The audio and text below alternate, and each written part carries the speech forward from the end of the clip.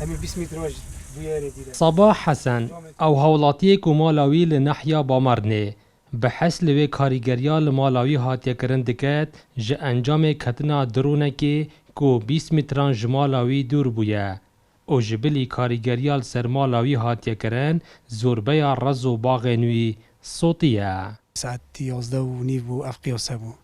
امد جور و بون اول دنگه که بچی کات و که تو بجی فرفرک جهات پشتی هنگی همه دیدنا مدیتی همه جام و سقف و خرف سر مداتن و گوهد من لبونش یعنی دنگه گلک قوی جهات و بروید ما سریتر گوتی ما گوت و که هر جا فنده جات گیر نچوی توپات شد توسا بس افجاره یعنی نزا همه 2 کیلو ام درکت نجدر و 2 کیلو توزو بسر محل بو همین 20 متر مالا من یا جدیرینه و مالا من 20 متر جدیرینه الحمدلله بس الحمدلله گیانی زیان نبون بس مادیه تاین اره الله و که این بین دارو باره مخر صوتی سیو صوتین گیزه صوتین می صوتین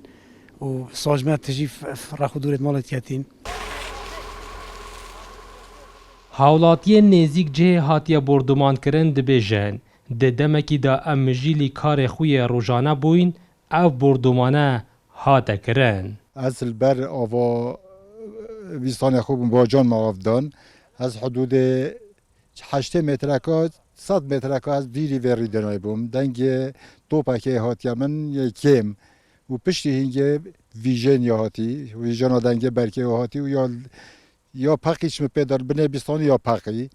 و ساچما و دوکل و دیپ سر مداد نخوره بچه شاشیکت یا من بچه ویدی بوین پشتی هنگه مترا بوین ولی من تلفن برادرای که برادر تاتی ما آگر و مناندی آگر بربا بیستانت ما حدود تقریبا یلا ما مثلا مادی گله که هاتی صوت باهی و گیز و با دی چه بجنه هجیر و گله که تات نسوتن اما زیانت